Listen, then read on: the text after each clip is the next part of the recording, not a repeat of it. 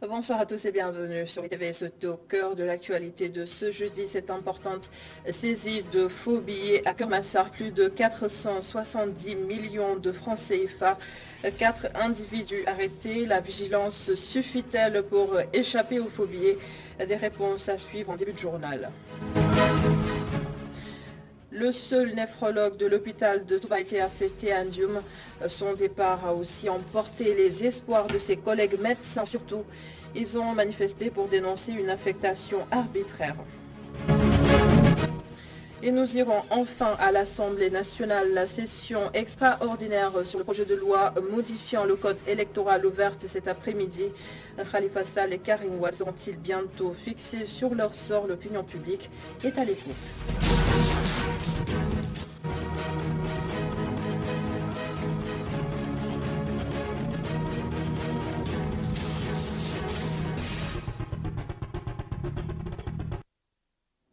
À la une donc, cette saisie énorme de faux monnaies à Kermassar, un peu plus de 475 millions de francs CFA découverts par la gendarmerie. Beaucoup, usagers comme commerçants, se sont dit choqués à l'annonce de cette saisie. Des témoignages dans ce reportage de Abdulrahman Li.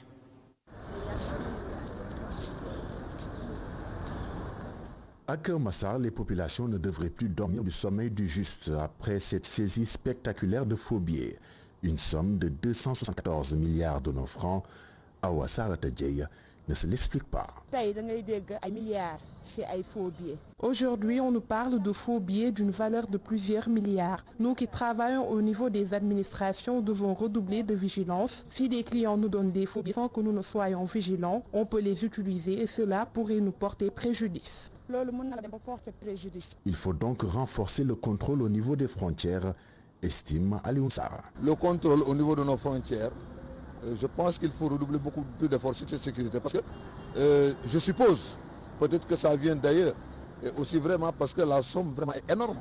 Elle est vraiment énorme.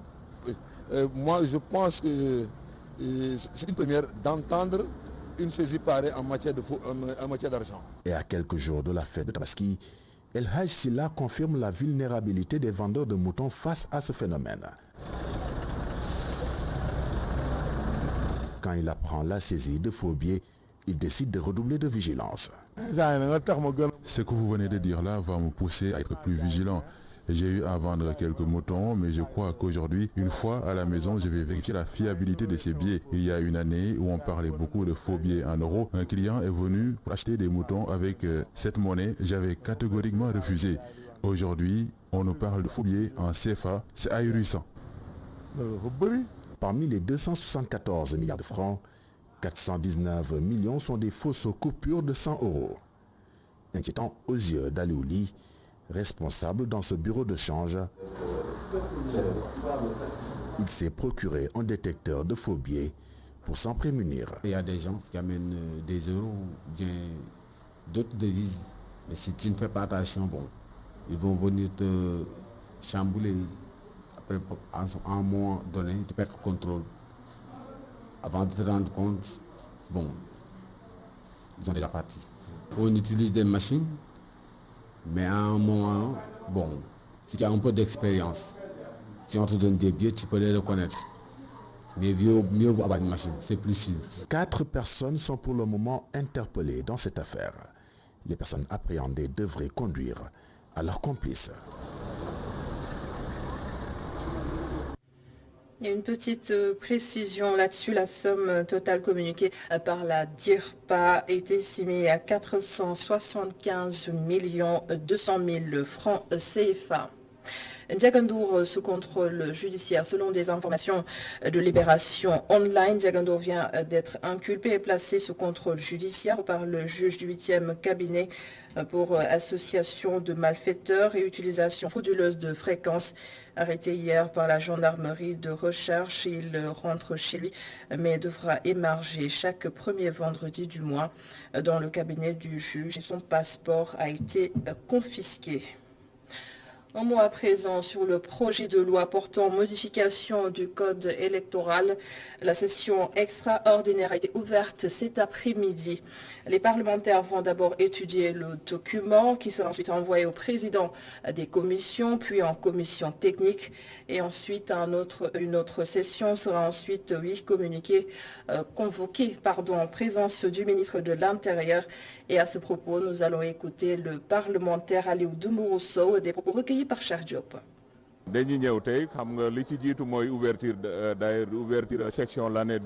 La première étape, comme le veut la loi, c'est l'ouverture de la session unique de l'année 2021. Et c'est déjà fait. Les députés, dans la grande majorité, ont déjà reçu le projet de loi portant modification du code électoral.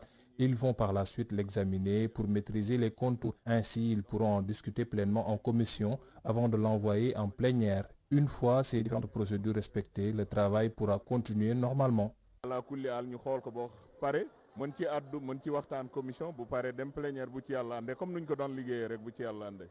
Direction Touba annoncé en titre des médecins de l'hôpital Matlaboul Fawzeyni ont manifesté leur désaccord suite à l'affectation du seul néphrologue à Ndioum. Et ces médecins membres de la sous-section du SAMES craignent aussi des conséquences désastreuses sur le système de santé à Touba, notamment où nous retrouvons Gorandat Loïtianofei. Les médecins de l'hôpital Matlaboul Fawzeyni de Touba, affiliés au syndicat des médecins autonomes du Sénégal, sont montés au créneau pour fustiger l'affectation du médecin néphrologue. À cet effet, le secrétaire général du SAMES, sous-section de Touba, parle d'acte arbitraire. Nous avons tenu à organiser ce sitting pour dénoncer l'affectation arbitraire de notre collègue, un médecin néphrologue qui était ici. On l'a affecté sans qu'il soit demandeur. C'est quelqu'un qui a fait 6 ans dans l'hôpital, un des plus anciens néphrologues de ce pays, qui a accepté volontairement de venir travailler à plus de 100 km de la capitale, qui depuis lors n'a cessé d'augmenter les capacités de prise en charge des malades, des patients qui ont des problèmes rénaux, qui a contribué à la réalisation d'un grand centre de dialyse qui va abriter 35 machines. Un médecin qui a organisé pas mal de sensibilisation au niveau de Touba. Un médecin qui a beaucoup fait pour cet hôpital-là. C'est ce brave médecin-là qu'on a décidé d'affecter de façon arbitraire au niveau de Ndioum. Ainsi, le secrétaire général du SAMES sous-section de Touba invite l'autorité sanitaire à revenir sur sa décision. On a entendu des rumeurs. Ce qu'on ne voudrait pas, nous, c'est que, à travers des problèmes entre des gens, que le ministère prenne des sanctions. Nous, on voudrait que si les affectations se passent, que ce se passe dans les normes, mais que ça ne soit pas des conflits afféraux, religieux ou bien politiques, ça ne nous concerne pas. Nous sommes des travailleurs, nous sommes des fonctionnaires de l'État. On est appelés à travailler n'importe où dans ce pays, mais que ça suit des normes. Nous, on est fonctionnaires. Dès qu'on nous affecte, la première des choses, c'est aller prendre service. Il a pris service et effectivement, actuellement, il est à Ndioum. Mais n'empêche que la lutte va continuer. Parce que notre objectif, c'est qu'il revienne ici, qu'il occupe son poste. Parce que le centre-là, qui est déjà presque fonctionnel, d'ici quelques mois, on voudrait que ce soit lui qui soit ici. En sitting de protestation, les médecins de l'hôpital Matlaboul Fawzeyni de Touba annoncent d'autres plans d'action dans les jours à venir s'ils n'obtiennent pas gain de cause. Penda Fall, c'est d'abord un nom, mais aussi une identité très plébiscitée actuellement sur les réseaux sociaux. L'étudiante en 3e année en sécurité informatique a créé un assistant intelligent pour évaluer la qualité de l'air que nous respirons. Et cette innovation veut d'abord aider les personnes qui ont des difficultés respiratoires. Papi Panya et Mafal Fall ont rencontré la jeune dame.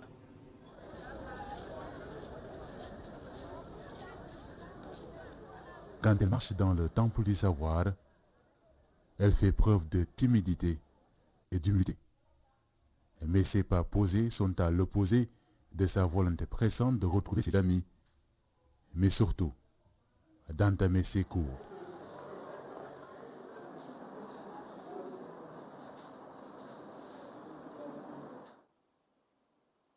À l'image de ses camarades de classe, Penda Fall en 3e année en sécurité informatique est amoureuse des sciences. Dans la salle, tous les étudiants travaillent bien sûr avec une machine, mais sur sa table, un outil, un objet de plus attire les regards. s'agit de cet appareil qu'elle nomme Badiane, un assistant intelligent pour la gestion de la qualité de l'air. Qui est un produit de SmartWeather. SmartWeather, c'est une start-up qui fait des produits, surtout ce qui va avec le climat, qui est un appareil, un assistant personnel et familial qui fait la gestion de tout ce qui est lié au climat dans les environnements clos pour aider les personnes vivant avec des pathologies liées au changement climatique. Voilà, que ce soit la température, l'humidité, les pollutions aériennes. C'est en 2018 que la native de Diourbel a décroché son baccalauréat en S2 pour suivre la transmission de données, sécurité de l'information. Après 2 mois de travail de recherche, elle crée son premier appareil pour lancer sa start-up. En dehors de ses études, l'environnement familial l'a influencé. Dans mon entourage, je vis avec des personnes qui ont des problèmes, qui ont des maladies liées au climat en fait. Que ce soit des asthmatiques ou bien des drépanocytaires. On voit au Sénégal, plusieurs enfants meurent aujourd'hui à cause d'une simple crise d'asthme.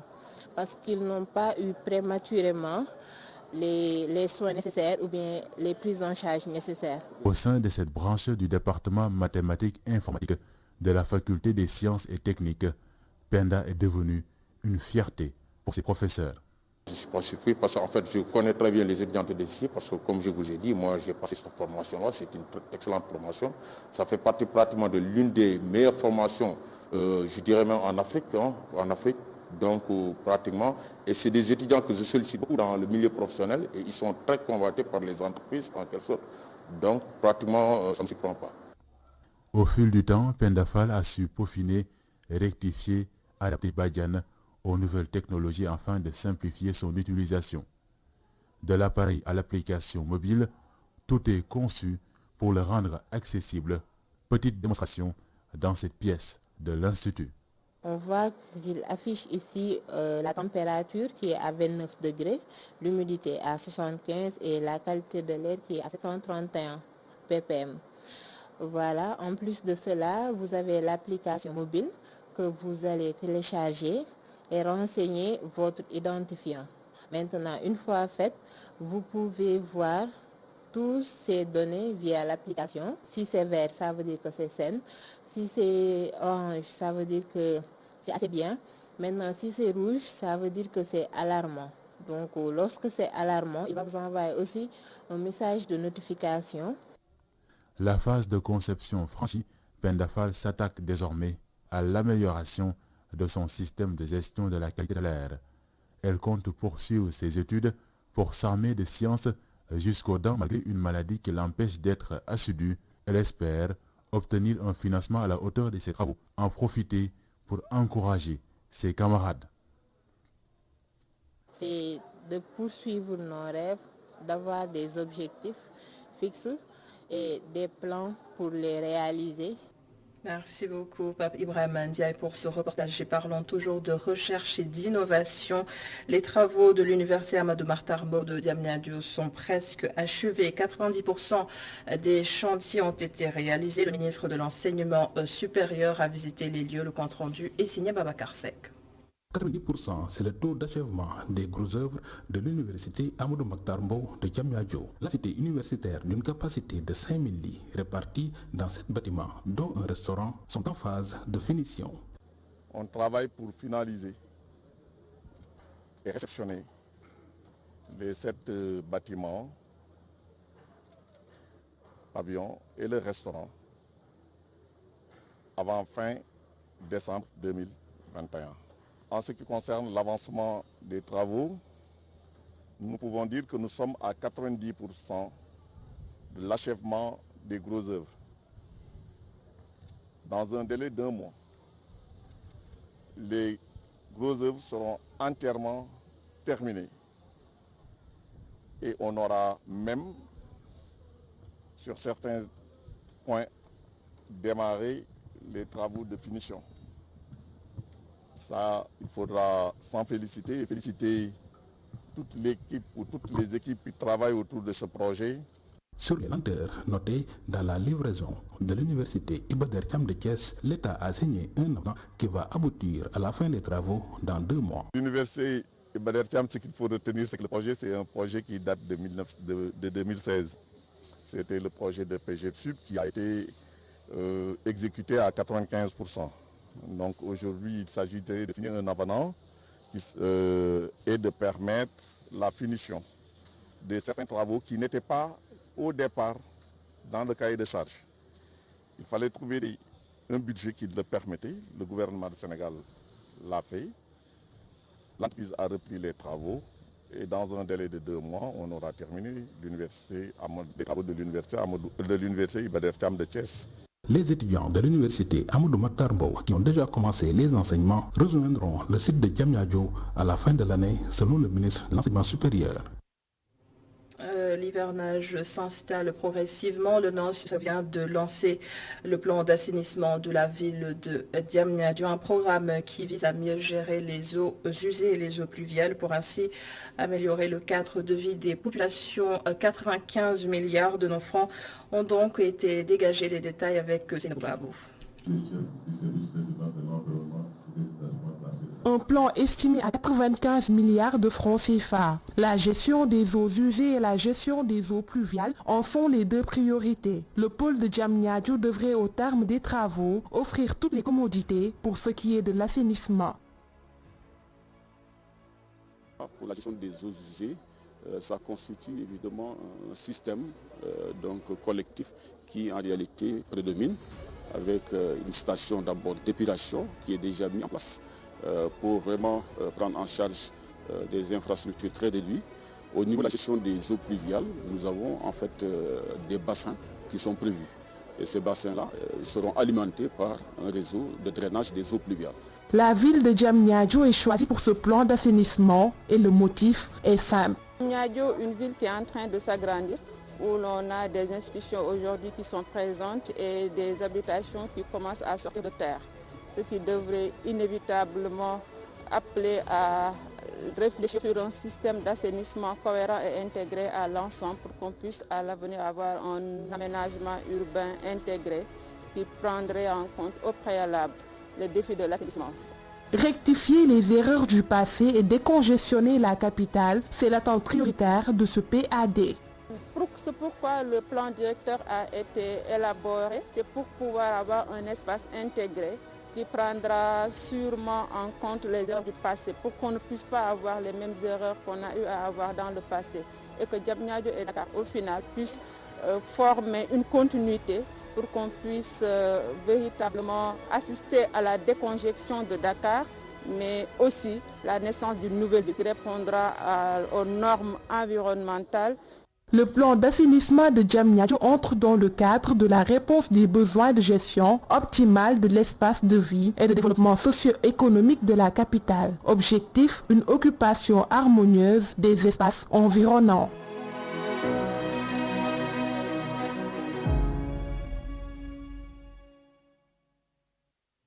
L'initiative arrive à point nommé. Les mots du maire de Diamniadio, Mamadou Moulaye Gueye, est largement revenu sur les difficultés d'assainissement dans sa commune. Je vous propose de l'écouter. Diamniadio est érigé en commune, ça fait moins de 20 ans.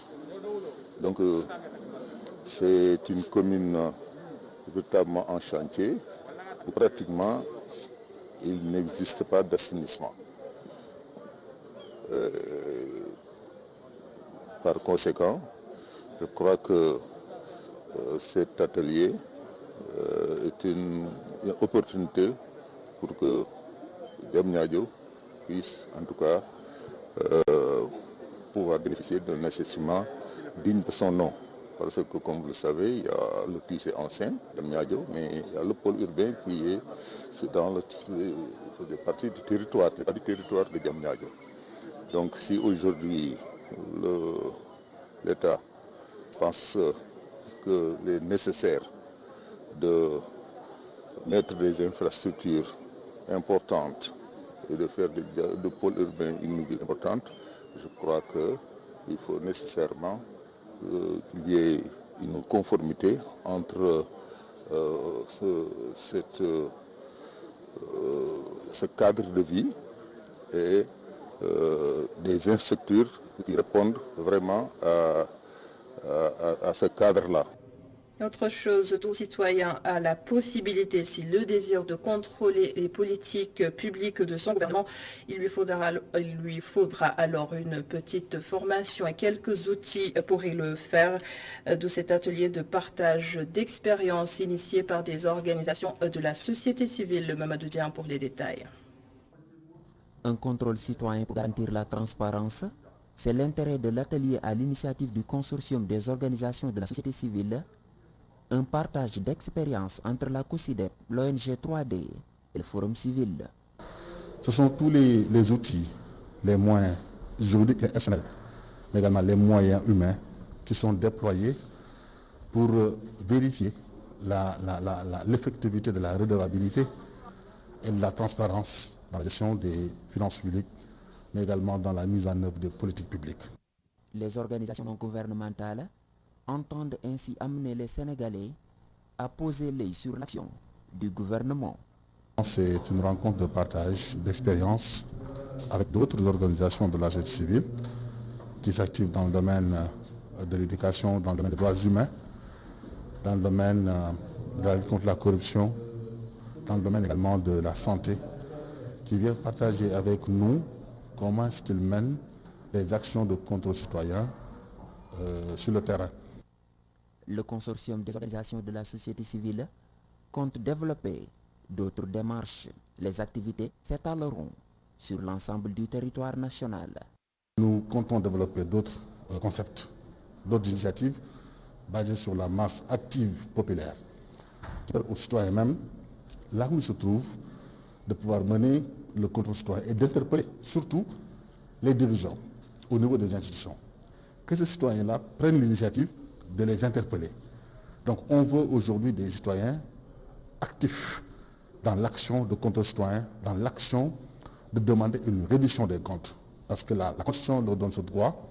Le consortium des organisations de la société civile souhaite accompagner les citoyens afin qu'ils soient actifs dans le contrôle des politiques publiques. La commune de Gandia fait également partie de ces zones touchées par le chômage des jeunes. Les autorités locales ont donc décidé d'élaborer des politiques d'insertion des jeunes et d'autonomisation des femmes. Correspondance à Damassar avec Astoumaya. Les autorités de Gandia s'engagent à booster le développement économique de la commune. Objectif, permettre l'insertion des jeunes et l'autonomisation des femmes. Nous avons visité ce matin des exemples patents. Un migrant de route qui emploie au moins une trentaine de personnes. Nous avons vu un autochtone, un jeune de Gandiaye qui a lancé un projet d'huilerie, une petite industrie qui emploie aujourd'hui 60 personnes. Et de la même manière, les femmes qui ont bénéficié de formation auront l'accompagnement des structures comme l'ADER. Nous allons avec la Chambre de commerce nouer un partenariat pour mettre en place des structures de crédit parce qu'il faut aller vers le crédit municipal, le crédit de proximité. Et nous allons au niveau de la commune, à travers de grands chantiers, promouvoir l'insertion des jeunes. L'urgence aux yeux du président du conseil départemental de Kaolack est de mettre en évidence la politique territoriale du président Macky Sall. Avec le centre territorial, nous avons réussi en 3 ans à avoir des résultats économiques documentables. Nous avons attaqué la FIACL, Chalice Pauvre, désorganisé. En 2019, nous avons aidé à la mise en place de la Copa régionale des sel. Nous avons travaillé jusqu'à un surgramme de la filière, mais jusqu'à un plan d'action ayant permis à l'ensemble des acteurs de permettre à cette filière de bénéficier de 400 millions de financement de l'ADER. Aujourd'hui, cette filière qui a vu 1900 producteurs, 1900 emplois de consolidés et est en train de faire un chiffre d'affaires annuel de plus d'1 milliard. La fondation Konrad Adenauer compte accompagner la commune de Gandia. Le but de la fondation, c'est la contribution à la citoyenneté. Et pour ça, le volet économique est quand même un volet important. Et Tatane Assadik est un de nos partenaires vraiment de première date. Oui, on a beaucoup travaillé sur la thématique de la décentralisation. Donc ça a déjà commencé dans les années 80. Et quand on parle de décentralisation, alors on est forcément dans les collectivités rurales. Et quand on développe les collectivités rurales, alors on parle aussi de tout ce qui est économie, certainement pour justement développer ces structures. Aujourd'hui, les autorités de la commune de Gandiaye veulent promouvoir le secteur de l'agriculture et de la pêche pour développer leur commune. Dans le reste de l'actualité, la Tabaski, le marché HLM se met aux couleurs de la fête. Malgré la propagation du coronavirus, les rassemblements sont difficiles, voire impossibles à éviter sur place. Les clients viennent en masse pour les préparatifs et l'on s'intéresse particulièrement dans ce reportage qui va tout de suite suivre à la vente de tissus Mamadouzian avec Barasso. Marché HLM. Même très tôt, l'ambiance des préparatifs de la Tabaski est perceptible. Commerçants et clients se disputent la chaussée avec les véhicules. Le marché est aux couleurs de l'approche de la Tabaski. Ibrahima Diop range ses sacs pour femmes. Ce commerçant se frotte déjà les mains. Le marché était plus affluent que ça, mais je ne me plains pas par rapport à l'année dernière. Je peux vendre 15 sacs par jour, 20 ou 10. Certains clients, quant à eux, constatent une hausse du prix du bazin.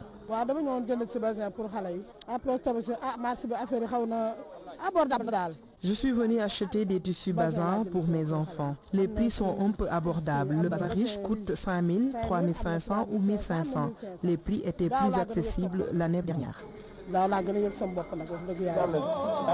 Baïsamba est un étudiant. À ses heures perdues, il travaille dans une boutique d'habillement comme animateur. DJ Mbaye pour les intimes assure ce service pour subvenir à ses besoins. Je suis engagé dans le marché, je sais que pour nous les jeunes, nous ne devons pas accepter de vivre dans la précarité. Et aussi dans aussi xam aussi nit ki yow yaay kan da nga wara mëna xam yow yaay kan xam li nga doon xam ne la yëkëti. C'est donc ce qui nous a poussé de venir ici juste pour faire de l'ambiance et aussi bon en tant qu'animateur, donc en tant qu'humoriste et aussi en tant que présentateur. Le marché HLM vit au rythme des préparatifs de la fête de Tabaski. Si certains commerçants se frottent les mains, des clients trouvent les prix de certains tissus exorbitants. La Tabaski se prépare ailleurs aussi, au Gabon, mais les Sénégalais sont encore sceptiques. Les restrictions liées au coronavirus n'ont pas été totalement levées. Le couvre-feu à 18h est maintenu et les rassemblements de plus de 30 personnes restent interdits. Aziz Adewale Chandi, explication depuis Libreville dans Fenêtre d'Afrique.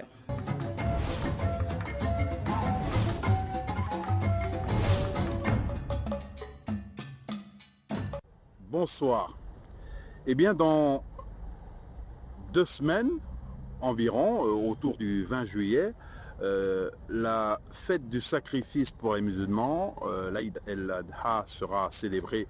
Donc la Tabaski communément appelée en Afrique de l'Ouest et au Sénégal sera célébrée. Alors seulement il y a une interrogation un peu partout. Comment cette fête va se dérouler? Est-ce qu'en raison de la pandémie de Covid-19, les restrictions vont être maintenues? Y aura-t-il des rassemblements pour permettre aux musulmans de célébrer leur fête en toute quiétude? Là, je parle spécifiquement du Gabon, où les restrictions contre le Covid-19 n'ont pas totalement été levées, contrairement à d'autres pays africains. Et même le Gabon a récemment donné un nouveau tour de vis en faisant en sorte que les voyageurs internationaux qui arrivent à Libreville passent par une quarantaine obligatoire de 24 heures après avoir effectué un test Covid, une quarantaine qui devrait permettre de rentrer en possession des résultats de ce test. Et bon, musulmans s'interrogent. C'est vrai que dans les mosquées, déjà sous condition, dans le respect strict des mesures barrières, donc la présentation d'un test Covid et bien entendu le port du masque ainsi que la distanciation physique. Les prières ont repris dans plusieurs mosquées pour ce qui est du vendredi. Maintenant, on attend de voir ce qu'il en sera pour la célébration de la fête du sacrifice. On précise que les taux s'étaient un tout petit peu desserrés déjà lors de la célébration de la fête de fin de jeûne du Ramadan. Alors l'autre équation, ça va être le prix des bêtes à sacrifier. Les prix vont-ils s'envoler autant que les années précédentes? La crise aidant, c'est là aussi une interrogation et nous allons dans les jours qui suivent vous permettre de découvrir ces marchés aux moutons qui grouillent de monde malgré la crise.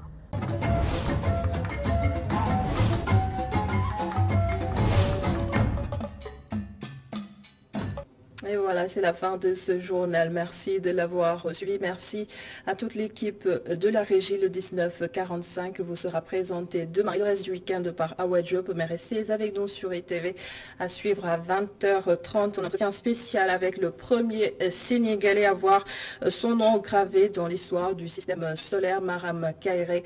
Un entretien réalisé par Khalifa Diakhaté. Bonsoir à tous.